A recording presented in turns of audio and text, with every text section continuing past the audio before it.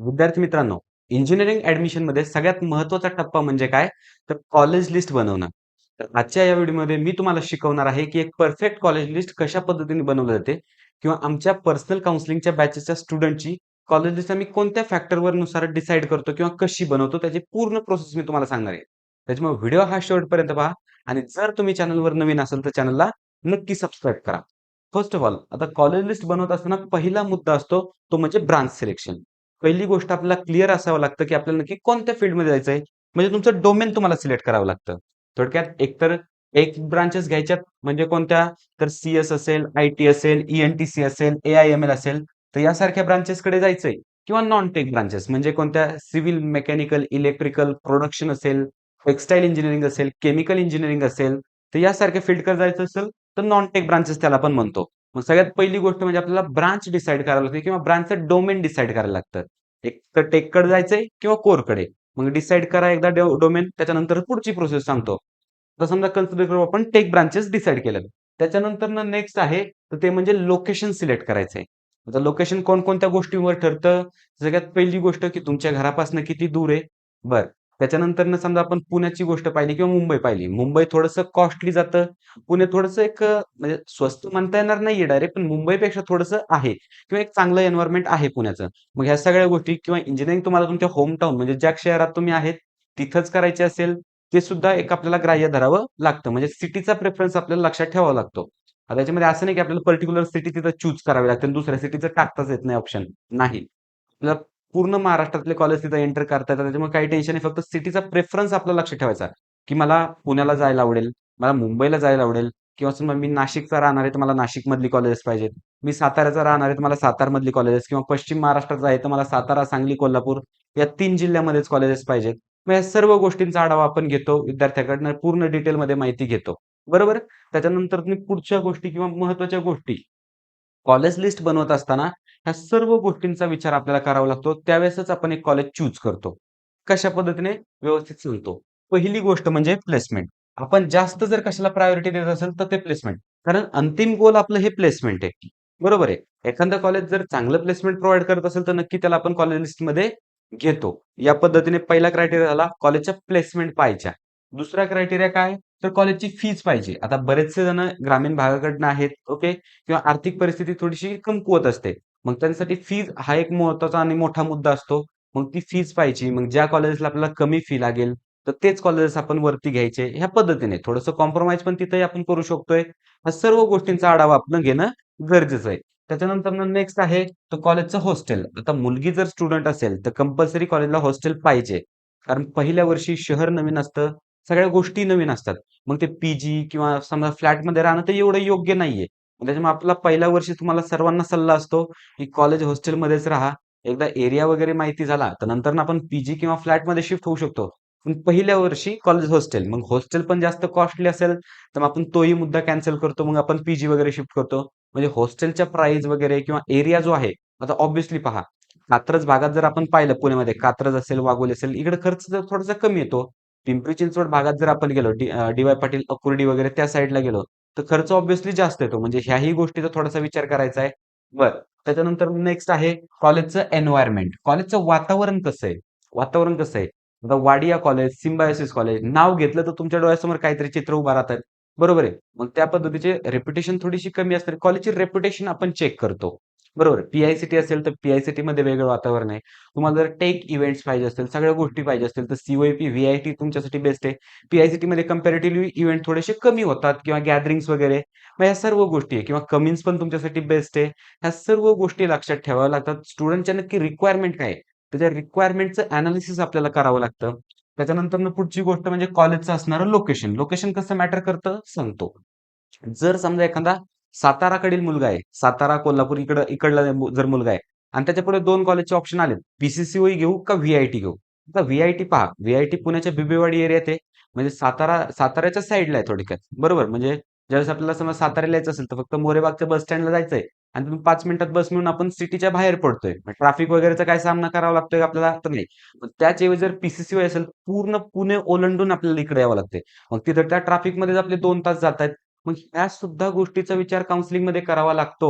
Counselling म्हणजे काय? तर फक्त एक टॉप कॉलेज मिळवणं किंवा कॉलेजची लिस्ट प्रोव्हाईड करणं नाही. या सगळ्या गोष्टींचा विचार करून एक समोर आपण निर्णय घेणं, सगळ्यांच्या मतीने, सगळ्याच्या वतीने आपण तो निर्णय घेणं, याला काउन्सिलिंग म्हणतो आपण. बरं.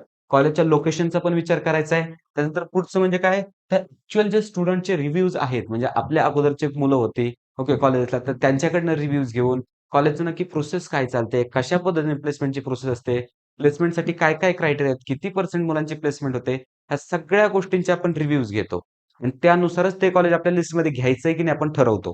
आणि त्याच्यानंतरनं लास्ट, कॉलेजच्या एक्स्ट्रा करिक्युलर काही अपॉर्च्युनिटीज आहेत का? म्हणजे एखाद्याला स्पोर्टमध्ये इंटरेस्ट असेल, पण पी-आय-सी-टी स्पोर्टवर जास्त फोकस करत नाही.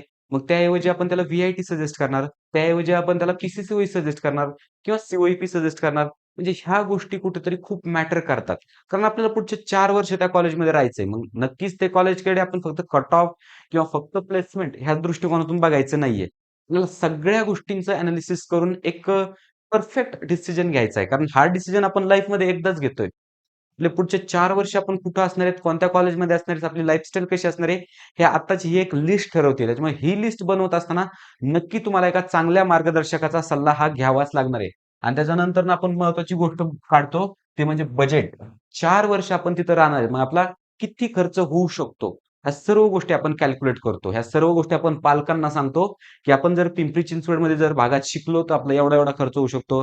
मग आपण खर्च कुठं वाचवू शकतो? मग हॉस्टेल घ्यायचं, की पीजीवर राहायचं, की फ्लॅट करायचा, किंवा आमच्या काउन्सिलिंगचे 4-5 मुलं जर समजा व्ही-आय-टीला, पी-सी-सी-ओला जाणार असतील, ऑब्व्हियसली त्यांचे कॉन्टॅक्ट आम्ही एकमेकांना शेअर करणार आहेत. मग तुम्ही काय करा, हॉस्टेलपेक्षा जास्त बरं तुम्हाला फ्लॅट पडेल, एखादा फ्लॅट घ्या. ह्या गोष्टी सगळ्या आम्ही तुम्हाला प्रोव्हाईड करतोय आपल्या पर्सनल काउन्सिलिंगच्या बॅचेसमध्ये. आपल्या 2 बॅचेस आहेत. प्रीमियम बॅच आहे, क्लासिक बॅच आहे. कॉलेजच्या लिस्ट वगैरे सगळ्या गोष्टी तुम्हाला मिळणार आहेत आणि पण प्रत्येक स्टुडंटची लिस्ट ही युनिक असणार आहे. प्रत्येक स्टुडंटची लिस्ट ही स्टुडंट, त्याचे पालक, सगळ्या गोष्टी डोळ्यासमोर, त्याचं 4 वर्षाचं फ्युचर, ह्या सगळ्या गोष्टी डोळ्यासमोर ठेवून आपण बनवलेले असणार आहे.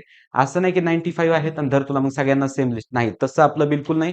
तुम्ही वाटल्यास आमच्या कोणत्याही स्टुडंटला किंवा तुम्ही पहा, आमच्या लिस्ट कशा पद्धतीने असतात. तुमचे मित्र वगैरे कोणी आपली काउन्सिलिंग घेतली असेल, त्यांच्याकडे लिस्ट पोहोचली असेल. तुम्ही एकदा चेक करा ना, की कशा पद्धतीने आपण काम करतोय आणि त्याच्यानंतरनं हे माझे इथं 2 नंबर आहेत. काही डाउट असेल, कोणतीही रिक्वायरमेंट तुम्हाला हवी असेल किंवा काउन्सिलिंग बद्दल माहिती हवी असेल, तर नक्की या नंबरला कॉन्टॅक्ट करा. बरं, त्याच्यानंतर अजून काय गोष्टी लक्षात ठेवायच्यात? एकदा आपण लिस्टचं स्ट्रक्चर पाहूया. एकदा गोष्टी मी थोड्याशा रिवाइंड करतो, कारण ही स्लाईड दी मोस्ट इम्पोर्टंट आहे. आपण स्वतः लिस्ट बनवत असताना ह्या सर्व फॅक्टरचा विचार करतो. मग त्याच पद्धतीने तुम्हाला देखील करायचा आहे आणि महत्त्वाची गोष्ट म्हणजे हे 2 गोष्टी, प्लेसमेंट आणि बजेट, ह्या 2 गोष्टींचा विचार तुम्हाला करायचा आहे. ठीक आहे, एन्व्हायर्नमेंट एक वेळेस आपण ॲडजस्ट करून घेऊ, हॉस्टेल एक वेळेस ॲडजस्ट करून घेऊ. पण ह्या 2 गोष्टी आपल्याला ॲडजस्ट करता येत नाहीत. त्याच्यामुळे ह्या 2 गोष्टीचा स्पेशली आपल्याला विचार करायचा आहे. बरं, त्याच्यानंतर अजून महत्त्वाची गोष्ट म्हणजे कॉलेजच्या लिस्टचं स्ट्रक्चर कसं पाहिजे ते पण तुम्हाला सांगतो. लिस्टचं स्ट्रक्चर ह्या पद्धतीने पाहिजे. कसं समजावतो. मला लिस्ट बनवायची आहे. कन्सिडर करा, मला 95 पर्सेंटाइल आहेत. मला माझ्या कॉलेजची लिस्ट बनवायची आहे. मग 95 म्हटलं, सी-ओ-ई-पी तर मला मिळत नाही. मग टाकायचंच नाही का ते? नाही, टाकायचं. सी-ओ-ई-पी टाकायचं, व्ही-जे-टी-आय टाकायचं, पी-आय-सी-टी टाकायचं, त्याच्यानंतर व्ही-आय-टी टाकायचं, एस-पी-आय-टी टाकायचं, कॉलेज हे टाकायची. त्याच्यानंतरनं दुसरा टप्पा येतो. हा झाला पहिला टप्पा. त्यानंतर दुसरा टप्पा येतो म्हणजे काय? तुमच्या पर्सेंटाइलवर मिळणारी कॉलेजेस. आता 95 ला कोणती मिळू शकतात? सी-एस-आय-टी, ए-आय-एस-एस-एम-एस आहे, जे-एस-पी-एम तातवडे पण आपण एक्सपेक्ट करू शकतोय. मॉडर्न आहे, पी-व्ही-जी आहे, डी-वाय-पी अकुर्डी आहे, डी-वाय-पी पिंपरी आहे, एम-आय-टी आळंदी आहे. ही चांगली चांगली कॉलेजेस आहेत. मग ही कॉलेजेस आपण घेणार आणि त्याच्यानंतर सेफ साइड कॉलेजेस पण आपण ॲड करणार. ठीक आहे, मला इथं 95 पर्सेंटाइलची मी कॉलेजेस टाकलीत. ओके. पण याच्यानंतरनं जे कॉलेज 80 पर्सेंटाइल, 85 पर्सेंटाइलला सुद्धा लागतंय, ते कॉलेजेस पण आपण ॲड करणार एक सेफ साइड म्हणून. एक सेफ साइड म्हणून. आता मला एका स्टुडंटने आम्ही ज्यावेळेस त्याला लिस्ट पाठवली, तर त्याचं मत होतं, की मला व्ही-आय-टीच्या खालचं कॉलेज नकोच आहे. व्ही-आय-टीच्या खालचं कॉलेज नकोच आहे. आणि व्ही-आय-टी त्याला होते 99.20 पर्सेंटाइल आणि त्यांचं म्हणणं होतं, की व्ही-आय-टीच्या खालचं कॉलेज नकोच आहे. पण ठीक आहे, व्ही-आय-टी मिळतंय याला. पण आपल्याला या ठिकाणी एक सेफ साइड जर म्हटली, तर डी-वाय पाटीलपर्यंत जावंच लागणार आहे. जे-एस-पी-एम तातडे घ्यावंच लागणार आहे. कारण ह्या वर्षी 2 अटेम्प्ट आहेत. ह्यावर्षी 2 अटेम्प्ट असल्यामुळे कुणालाच आयडिया नाही, की किती पर्सेंटनी कट ऑफ, किती पर्सेंटाइलनी कट ऑफ वगैरे वाढू शकतोय. बरोबर आहे. त्याच्यामुळे पूर्ण आपल्याला लिस्ट ही मागच्या वेळेच्या पर्सेंटाइलवर नाही बनवायची आहे. त्यात आपल्याही मनाचं थोडंसं ॲड करायचंय, थोडंसं आणखीन एक्स्ट्रा थिंक करायचंय आणि त्यानुसार एक सेफ साइडलाच आपल्याला जायचंय. कारण कसं होतं, फर्स्ट राउंडला आपल्याला कॉलेज मिळणं खूप महत्वाचं आहे. खूप महत्वाचं आहे फर्स्ट राउंडला कॉलेज मिळणं.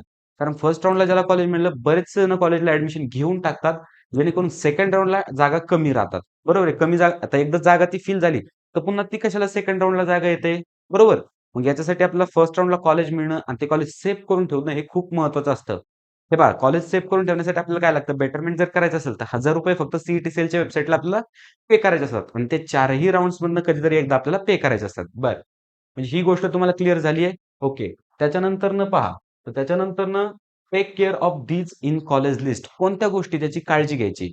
पहिली गोष्ट म्हणजे तर ऑटो फ्रीज. आता ऑटो फ्रीजचा काय रूल आहे? ज्याला आपण 136 रूल म्हणतो. तर हा रूल बऱ्याच जणांना माहीतच नाहीये.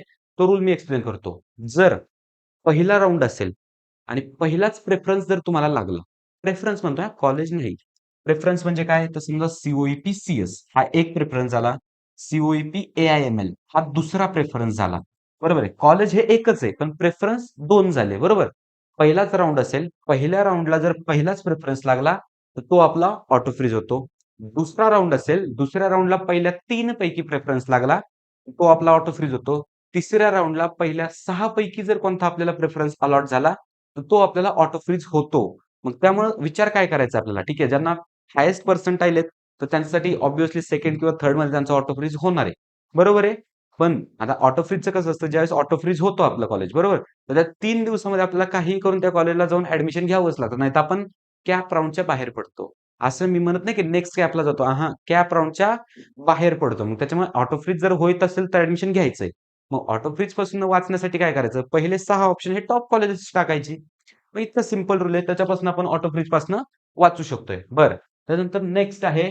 तर नेक्स्ट म्हणजे काय? Don't forgot college. कॉलेज विसरायचं नाही. लिस्ट बनवत असताना प्रत्येक कॉलेज आपण ॲड केलंय का? कोणतं कॉलेज आपल्याकडनं मिस होतंय का नाही चेक करायचं. पुण्यात डी.वाय पाटीलचे 2 कॉलेज आहेत. पिंपरी आहे, अकुर्डी आहे. बरेच जणांना वाटतं, की अकुर्डीचंच एक कॉलेज आहे फक्त. ते तेवढं टाकून देतात. पिंपरी टाकायचं राहतं. मग ह्या गोष्टी, ह्या मिस्टेक खूप महागात पडू शकते आपल्या. त्याच्यामुळे ह्या मिस्टेक आपल्याला बिलकुल करायच्या नाही म्हणजे नाही. त्याच्यानंतरनं मुंबई साइडला जर आपण पाहिलं, तर कॉलेजच्या नावात कन्फ्यूज व्हायचं नाही. विद्यालंकार एका कॉलेजचं नाव आहे. विवेकानंद एका कॉलेजचं नाव आहे. दोघांनाही व्ही-आय-टी म्हटलं जातं. त्या नावा वगैरे मध्ये कन्फ्यूज व्हायचं नाही. म्हणजे लिस्ट बनवत असताना आपल्याला पूर्ण जागरूक राहायचं. कारण आपण आपलं फ्युचर लिहित असतो ॲक्चुअल. पुढच्या 4 वर्षाचं कोणत्या कॉलेजमध्ये असणार आहे किंवा काय कसं असणार आहे. त्याच्यामुळे ती एक जागरूकपणे आपल्याला काम करायचंय. बरं. त्याच्यानंतरनं कोणत्याही मिस्टेक रिपीट करायची नाही. तर ही मिस्टेक सगळ्यात मोठी मिस्टेक आणि बरेचसे जण करतात. कोणती मिस्टेक? तर पहा, मिस्टेक तुम्हाला समजेल. पी-आय-सी-टी सीएस घेतलं, पी-आय-सी-टी आय-टी घेतलं, पी-आय-सी-टी ए-आय-डी-एस घेतलं, पी-आय-सी-टी ई-सी घेतलं, पी-आय-सी-टी ई-एन-टी-सी घेतलं. नंतर व्ही-आय-टी सुरू केलं. नाही, हे नाही करायचं. त्याच्यामध्ये काय आहे? P-I-C-T, P-I-C-T, P-I-C-T. बरोबर आहे. मला सांगा, पी-आय-सी-टी ए-आय-डी-एस पेक्षा, पी-आय-सी-टी ए-आय-डी-एस पेक्षा व्ही-आय-टीचं सीएस कधीही बेस्ट आहे. बरोबर आहे. पी-आय-सी-टीच्या ई-एन-टी-सी पेक्षा, पी-आय-सी-टीच्या ई-एन-टी-सी पेक्षा आपल्याला व्ही-आय-टीचं आय-टी आणि व्ही-आय-टीचं सीएस कधीही बेस्ट आहे. बरोबर आहे. मग ह्या गोष्टींचा आपल्याला कुठेतरी विचार करायचा. त्याच्यामुळं एक कॉलेज पकडायचं आणि त्याच्या सगळ्या ब्रांचेस टाकून द्यायच्या. दुसरं कॉलेज पकडायचं, सगळ्या ब्रांचेस टाकून द्यायचा. असं चालणार नाही. स्पेसिफिक ब्रांचबद्दल आणि स्पेसिफिक कॉलेजबद्दल आपल्याला रेटिंग करायचंय. म्हणजे काय? पी-आय-सी-टी सीएस टाकलं. मग माझ्यापुढे ऑप्शन कोणते-कोणते ओपन झाले? पी-आय-सी-टी आय-टी ओपन झालं आणि व्ही-आय-टीचं सीएस ऑप्शन हा ओपन झाला. ओपन म्हणजे मी सांगतोय इन जनरल तुम्हाला. मग मी काय टाकणार? तर पी-आय-सी-टी आय-टी. का? तर व्ही-आय-टी सीएस पेक्षा नक्कीच पी-आय-सी-टी आय-टी बेटर आहे. माझ्या पर्सनल अनुभवावरून सांगतोय. पण त्याच्यानंतर ज्यावेळेस मी पी-आय-सी-टी ए-आय-डी-एस कडे येतोय, ओके. तर त्यावेळेस माझ्यापुढे ऑप्शन आहेत व्ही-आय-टी सीएस. बरोबर? पण नक्कीच पी-आय-सी-टी ए-आय-डी-एस पेक्षा व्ही-आय-टीचं सीएस बेटर आहे. मग व्ही-आय-टी सीएस ऑफकोर्स मला इथे टाकावं लागणार आहे. त्याच्यानंतरनं व्ही-आय-टीचं पी-आय-सी-टीच्या ए-आय-डी-एस पेक्षा व्ही-आय-टीची आय-टी चांगली आहे, ती टाकावी लागणार आहे. मग पी-आय-सी-टीचं ए-आय-डी-एस येईल. बरं थांबा, पी-आय-सी-टीचं ए-आय-डी-एस येईल, ई-सी पण येईल. पी-सी-सी-ओचं सीएसमध्ये एंट्री मारणार. मग या सगळ्या गोष्टींना आपल्याला नॉर्मलाईज करावं लागतं. पण ज्यावेळेस एखादं कॉलेज एखादं प्रेफरन्स तिथं टाकतोय, तर त्याच्यामध्ये काही ना काहीतरी आपलं रिझन असलं पाहिजे. ह्या गोष्टींची तुम्हाला खबरदारी घ्यायची आहे. बरं. त्यानंतर आणखीन एक सगळ्यात मोठी चूक. मला सीएस सोडून दुसरी ब्रांचच घ्यायची नाहीये. या पद्धतीने ऑप्शन फॉर्म डिझाइन करतात. बरेचशी मुलं करतायत. सी-ओ-पी-सी-एस, पी-आय-सी-टी सीएस, व्ही-आय-टी-सीएस, पी-सी-सी-ओ-सीएस, डी-वाय-पी-सी-एस. त्याच्यानंतरनं जर आपण पाहिलं तर ए-आय-एस-एस-एमचं सीएस खाली काय-काय असेल ते त्यांचं सीएस टाकतात. पण अशा मिस्टेक करायच्या नाही आपल्याला. इथं मला सांगा, की इथं पी-आय-सी-टीचं आय-टी राहिलंय, सी-ओ-पीचं ए-आय-एम-एल राहिलंय, बाकीच्या ब्रांचेस पण आहेत. आय-टी आणि सी-एसमध्ये काहीही फरक नाहीये तुम्हाला सांगतो. थोडासा मायनर चेंजेस असतात ते समजत पण नाही एवढे मायनर चेंजेस असतात. त्याच्यानंतर ए-आय-डी-एस, ए-आय-एम-एल हा कॉम्प्युटर इंजिनिअरिंगचाच पार्ट आहे. हा काही वेगळा पार्ट नाहीये कोणता. ई-एन-टी-सी पण ब्रांच चांगलीच आहे. सगळ्या ब्रांचेसचे त्याचे त्याचे ॲडव्हांटेजेस आहेत. सगळ्या ब्रांचेस त्याच्या त्याच्या जागेवर परफेक्ट आहेत. मग असा फक्त हट्ट आपल्याला पकडायचा नाहीये. असा हट्ट आपल्याला धरायचा नाही. मग ह्या सगळ्या गोष्टी ज्या आहेत ना, त्या व्यवस्थितरित्या हँडल करायच्यात. आणि त्यासाठी मार्गदर्शन घ्यायचंय. कुणा ना कुणाचं तरी मार्गदर्शन घ्यायचंय. हे पहा, आपण 2 वर्ष क्लासेस वगैरे लावले, सगळ्या गोष्टी केल्या आणि आता कुठे आपल्या हातात रिझल्ट आलाय, मार्क्स आलेत. मग त्याच्यावर बेस्ट टू बेस्ट करण्यासाठी जर एवढी अमाउंट तुम्हाला खर्च करायला लागत असेल, तर ही खूप वर्थ इट आहे. 3 महिने पुढचे तुम्हाला कोणतंही काम करायचं नाही, कोणतंही तुम्हाला टेन्शन घ्यायची गरज नाही. सगळ्या गोष्टी आम्ही तुम्हाला एक्सप्लेन करणार आहेत. त्याच्यामुळे व्हिडिओ जर तुम्ही आता शेवटपर्यंत पाहत असाल, तर नक्की लाईक करा आणि चॅनलवर नवीन असाल, तर चॅनलला नक्की सबस्क्राईब करा. All the best.